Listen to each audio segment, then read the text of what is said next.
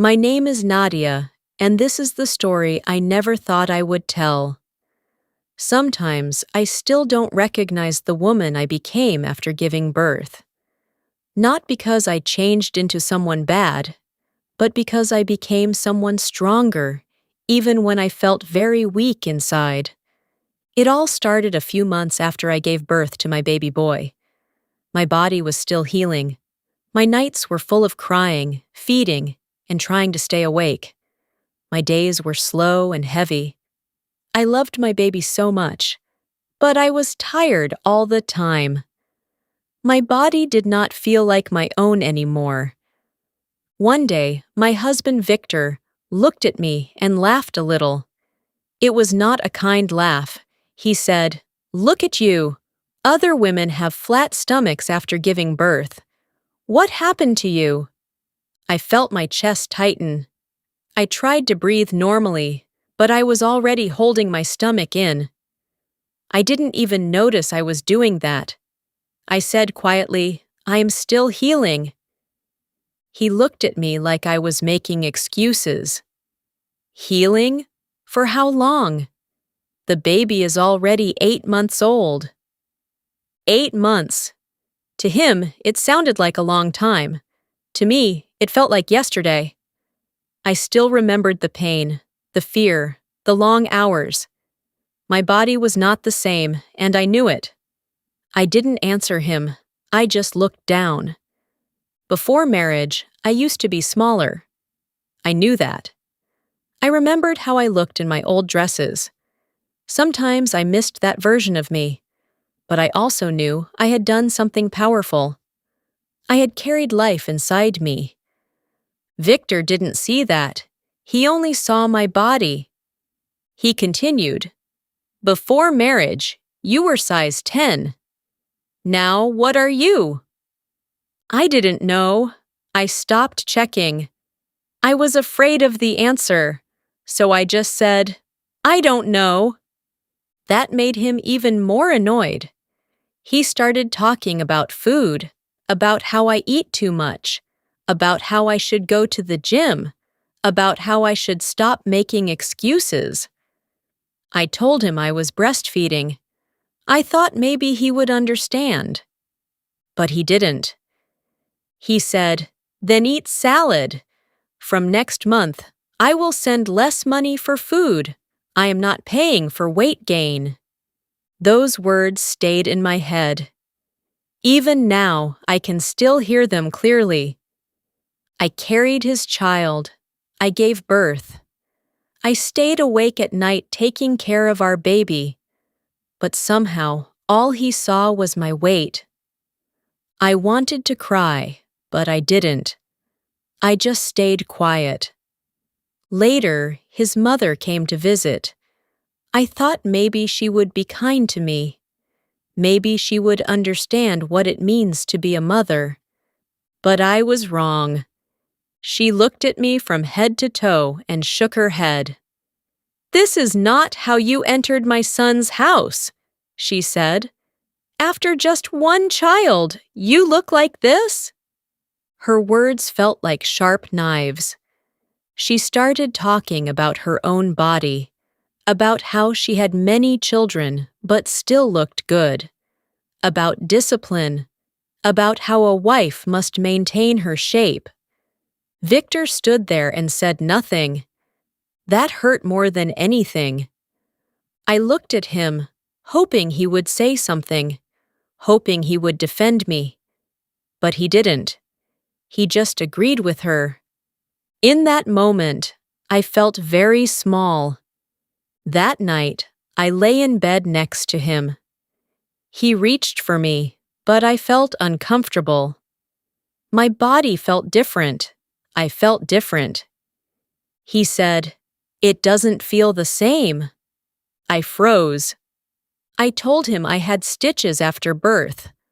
I told him I was still healing, but he didn't seem to care. He just repeated that it was not the same anymore. After that, I stopped looking at myself in the mirror. Because every time I did, I didn't see me. I heard his voice. You are not the same. You let yourself go. You are not attractive anymore. Those words became louder than my own thoughts. One day, he showed me pictures of other women on his phone. Women with flat stomachs, perfect bodies, and bright smiles. Look at her, he said. Strong, beautiful, not like you. I felt something break inside me. I asked him, "Why do you keep doing this?" He said, "I am motivating you." Motivation. That word sounded so strange, because what I felt was not motivation. It was pain. It was shame. I started to believe him. I started to think maybe I was the problem. Maybe I was not trying hard enough. Maybe I was not good enough. Maybe I was not beautiful anymore. I stopped eating properly because I felt guilty. But at the same time, I was always hungry because of breastfeeding. I didn't know what to do. Everything felt confusing. One night, I called my friend Tara. I couldn't hold it in anymore. I was crying, and I didn't even know why. She asked me, "What's wrong?" I said, "I am not enough anymore." She was quiet for a moment. Then she said something that changed me. "You carried his child," she said softly. "Maybe the problem is not your body. Maybe the problem is the person judging it." Her words made me stop crying for a second. I had never thought about it that way. I always blamed myself. I always thought I had to change. But what if I was not the problem? Still, it was hard to believe. Because every day, I went back home to the same voice. Victor kept complaining about my eating, about my body, about everything. He even reduced the money for food. He said it was for my own good. But it didn't feel like care. It felt like control. One evening, as I sat alone holding my baby, I looked down at my body, my soft stomach, my tired arms, my heavy eyes. And for the first time, I whispered to myself, I am not losing myself because someone else lost respect. That moment was small, but it was the beginning of something new. After that night, something inside me slowly started to change. It was not a big change. It was not loud or strong. It was quiet, like a small voice inside me trying to wake up after a long sleep. The next morning, I looked at myself in this mirror again. I was scared at first. I expected to hear Victor's voice in my head, telling me I was not enough. But this time, I tried to listen to my own voice. I looked at my body carefully. My stomach was still soft. My eyes looked tired. My shoulders felt heavy. But I also saw something else. I saw a woman who survived pain. I saw a woman who gave life. I saw a mother. That day, I made a small decision. I wanted to do something for myself, not for Victor, not for anyone else, just for me. I didn't know where to start, but I knew I couldn't stay like this forever. A few days later, I saw a small sign outside a boutique shop. It said they were looking for a part-time worker. I stood there for a long time, just staring at the door. I had never worked in a place like that before. I didn't feel confident. I didn't even feel good about myself. But I still walked in. Inside, the shop was calm and beautiful. Clothes were neatly arranged, and soft music was playing. A woman stood behind the counter. She looked confident and kind. She smiled at me and said, "Welcome. How can I help you?" I felt nervous, but I said, "I came to ask about the job." She looked at me carefully, not in a judging way, but like she was trying to understand me. "I'm Leela," she said. "I own this boutique." I was surprised. She didn't look like what I imagined a business owner to be. She looked simple, but strong. She asked me, "Do you have experience?" I shook my head. "No, but I learn fast." She smiled a little. "That's honest. I like that." Then she said something I didn't expect. "You have good taste," she told me. I almost laughed. "Me?" "Yes," she said. "You dress to hide your body. That means you understand structure and shape." Her words were gentle, not like Victor's. She didn't make me feel small. She made me feel seen. She asked me why I wanted the job. I looked down and said, "I just want to stand on my own feet." She nodded slowly. "I respect that." Then she smiled and said, "You can start tomorrow." I couldn't believe it. When I got home, I told Victor. I thought maybe he would be happy for me, but he just looked at me and laughed. "A boutique?" he said. "Selling clothes?" "For who? Yourself?" His words hurt, but not as much as before. "At least I will earn something," I said quietly. He shook his head. "Don't stress yourself. You can't even handle your weight." I didn't reply. Something was different this time. His words still hurt, but they didn't stay inside me the same way. The next day, I went to work. I felt nervous. My hands were cold. My heart was beating fast. Leela noticed. "Relax," she said. "Just stand straight. Confidence sells more than clothes." I smiled a little. "I am not confident." She looked at me and said, "Then fake it." That made me laugh for the first time in a long time. As the days passed, I started to learn. I talked to customers. I helped them choose clothes. I listened to their stories. And something strange happened. People liked me. They smiled at me. They trusted me. They even asked for my opinion. For a moment, I forgot how I saw myself at home. At work, I felt different. One day, Leela asked me, "Why are you not confident in yourself?" I didn't want to answer, but something about her made me feel safe. I said, "You won't understand my life." She looked at me calmly. "Try me." So I told her a little. Not everything, just enough. I told her about my husband, about how he talks to me, about how I feel when I look in the mirror. She listened without interrupting. Then she said something simple but powerful.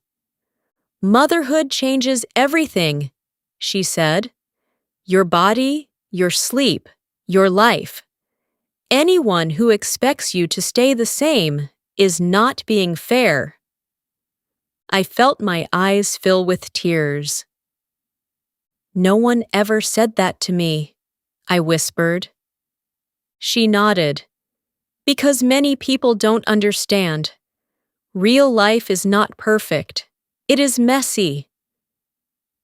I took a deep breath. "But my body still feels wrong," I said. "Sometimes I feel ugly."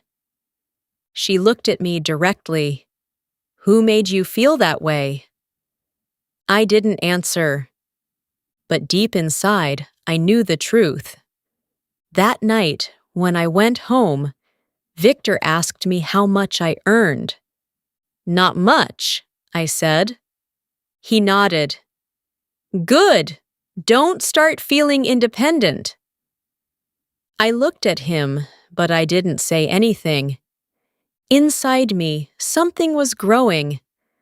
Not anger, not sadness, strength. A few days later, Leela invited me to the gym with her. Come with me in the morning, she said. We will go slow.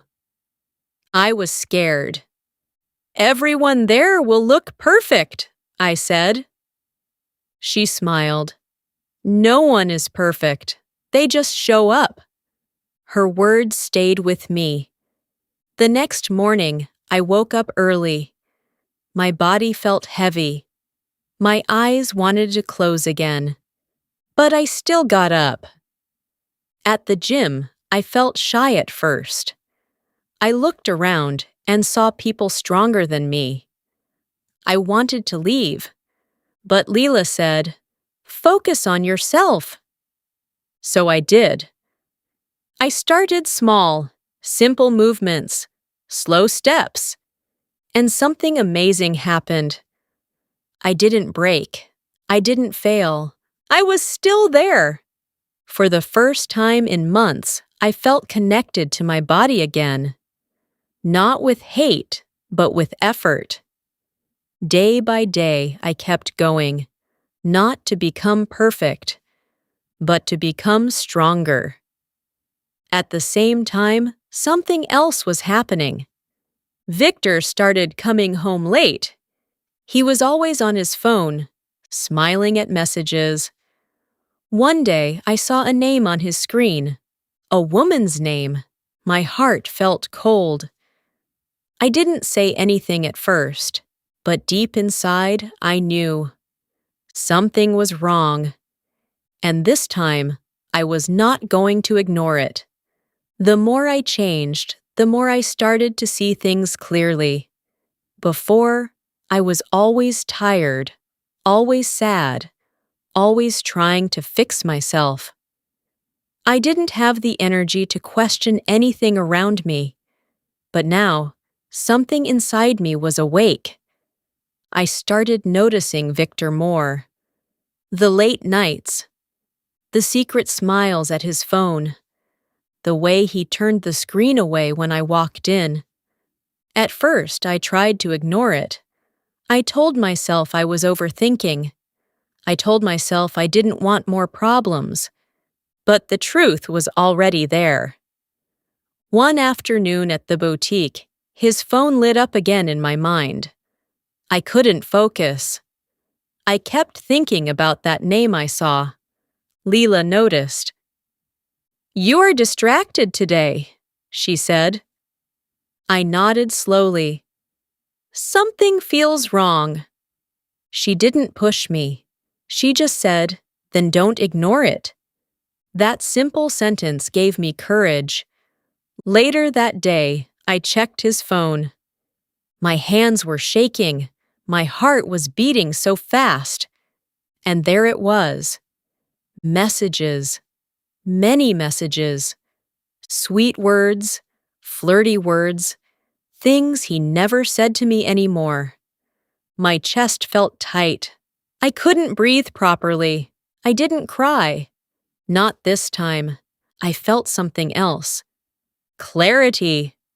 The next day at work, I was quiet. Leela asked me again what was wrong. This time, I told her everything. About the messages, about the late nights, about the way he made me feel small. She listened carefully. Then she asked me one question. What is her name? I told her. And suddenly, her face changed. She looked shocked.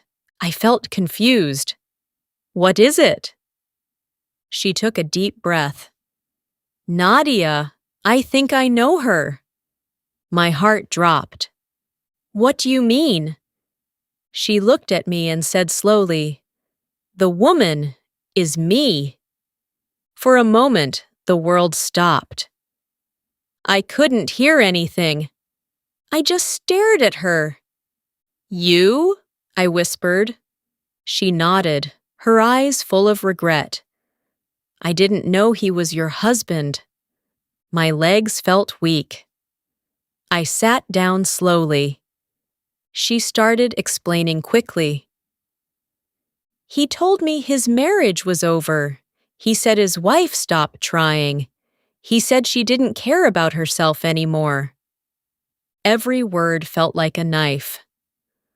I laughed softly, but there was no joy in it. "Stop trying?" I said. I was still bleeding after giving birth. Leela covered her mouth. "Oh my God! I didn't know." I looked at her, my eyes full of pain. "How long?" I asked. She hesitated. 6 months. 6 months? My baby was only 8 months old. That means, while I was healing, while I was awake every night with our child. My voice broke. "He was with you." Tears finally came, but they were quiet. Not loud like before. Different, stronger. Leela looked truly sorry. "Nadia, I swear I didn't know. If I knew, I would never." I raised my hand gently. "It's not your fault." And I meant it. For the first time, I saw the truth clearly. The problem was never me. It was him. That evening, everything came together. Victor walked into the boutique like nothing was wrong. He smiled when he saw me. "Nadia, let's go home." But before I could answer, Leela spoke. "She works here," she said calmly. Victor froze. His eyes moved between us. Confusion, fear, panic. Everything was on his face. "Explain," Leela said. He tried to laugh. "This is a misunderstanding." I shook my head slowly. "No, this is the truth." He started talking fast. Saying things didn't mean anything. Saying he was just confused. Saying I was overreacting. But his words didn't touch me anymore. Before, I would have cried. Before, I would have begged him to choose me. But not now. Leela looked at him with anger. "You said your wife was lazy. You said she let herself go." Victor stayed silent. I stepped forward. "I had complications during birth," I said quietly. "I was healing. I was taking care of our baby, alone." Leela turned to me. "You are not what he described, not even close." Victor tried to interrupt. "You don't understand our marriage." I cut him off. "No, Victor," I said calmly. "You don't understand it." For the first time, I saw something new in his eyes. Not anger, not control, fear. "You made me hate myself," I continued. "Every time I looked in the mirror, I heard your voice." He shook his head. "That's not my fault." "It is," I said firmly, "because your voice became louder than mine." There was silence. Heavy silence.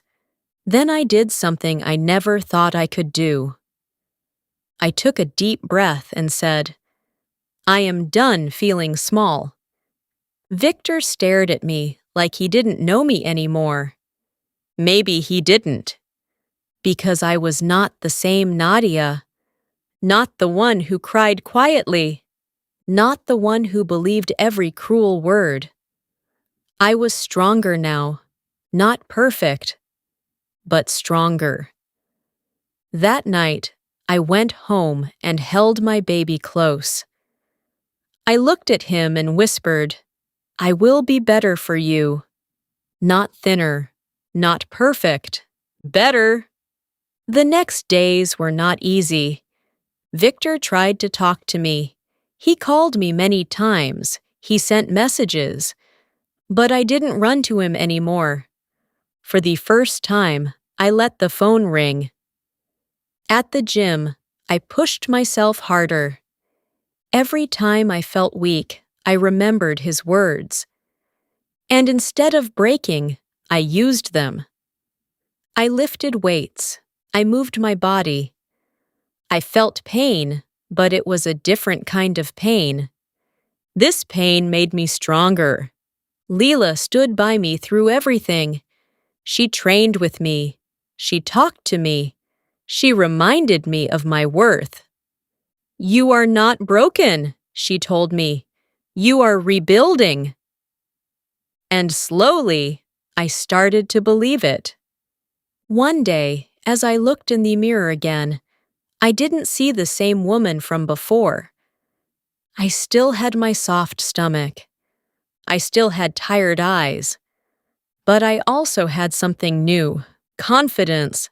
Not loud, not perfect, but real. And for the first time in a long time, I smiled. Life did not change in one day. It was slow. Some days were good. Some days were heavy. But I kept moving. After everything came out, Victor lost his job for some time. People started talking. His phone was always ringing. But now it was not women. It was work, problems, and stress. One evening, he came home early. He looked tired. Not the normal tired I knew. This was different. His shoulders were low. His eyes were worried. "I was suspended," he said. I looked at him quietly. "They are investigating me," he continued. "They think I did something wrong with money." I didn't react the way he expected. Before, I would panic. I would try to help him. I would forget my own pain. But now, I just stood there. "I see," I said. He looked surprised. That night, he opened the fridge and frowned. "Why is there no food?" I answered calmly, "You reduced the food money. Do you remember?" He didn't say anything. For the first time, he was feeling the result of his own actions. The house was quiet that night. My baby was crying, and I was walking around the room, trying to calm him. Victor stood there, confused. "He won't stop crying," he said. "He is teething," I answered. "How do you know?" I looked at him and said softly, "Because I pay attention." There was silence again. That moment said more than words. For months, I had been doing everything alone. The same body he called fat was the body that stayed awake at night, carrying, feeding, and loving our child. And now, he was finally seeing it. Days passed. His situation became worse. There were talks about charges, about losing everything. One night, he sat down and held his head. "I could lose my job. Everything," he said. I looked at him and replied, "I needed you months ago." He looked at me like he finally understood. But I was no longer waiting. "I'm going to the gym," I said, picking up my bag. "You're leaving?"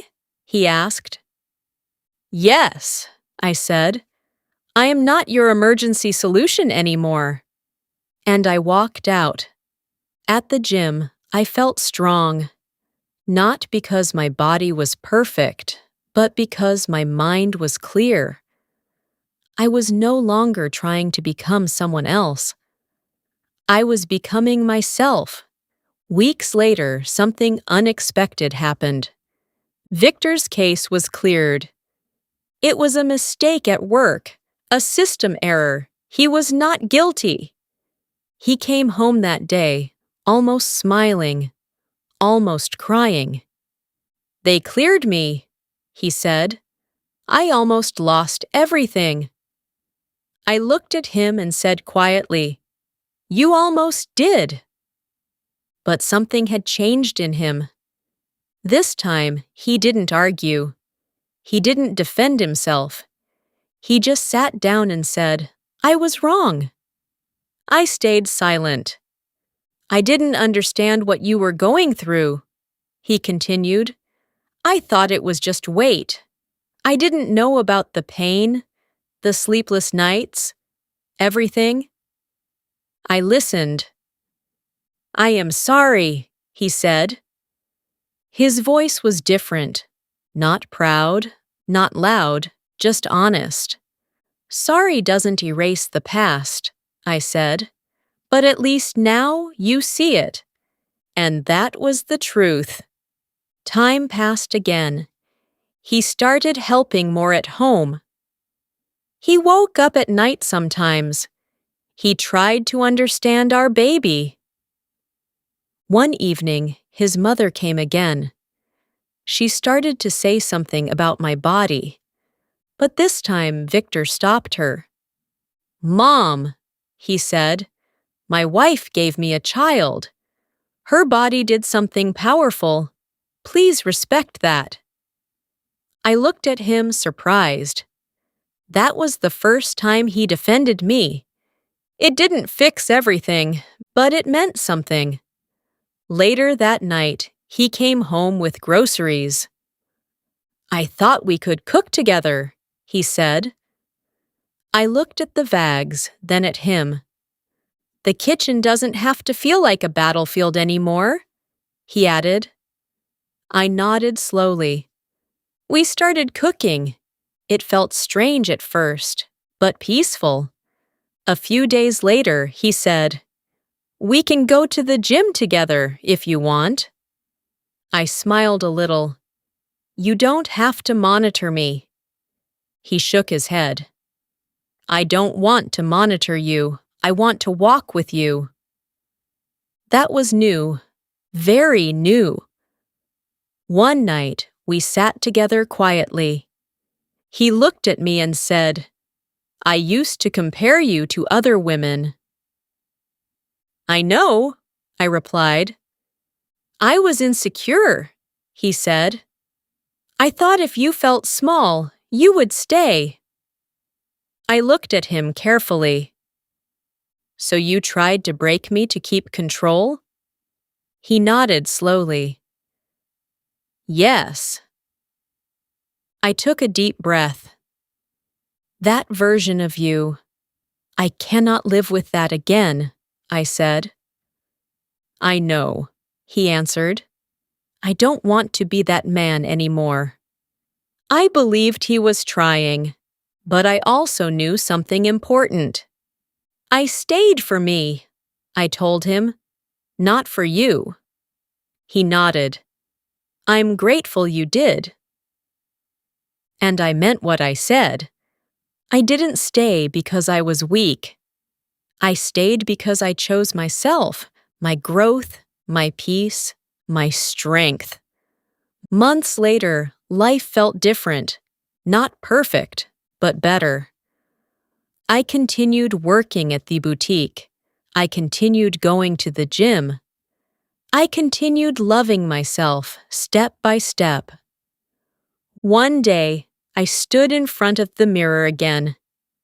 My body was still not the same as before, but my eyes were different. They were stronger, kinder, proud. I touched my stomach softly and smiled. "This body built my son," I whispered. And then I added, And it rebuilt me, too. Victor stood behind me and said quietly, "You were always beautiful. I was just blind." I didn't answer, because now I didn't need his words to believe it. I already knew, and that was my real victory. Thank you for listening to this story. If you enjoy emotional and simple English stories, please support my channel English Story Listening. Like, share, subscribe. Your support helps me create more stories for you. See you in the next story.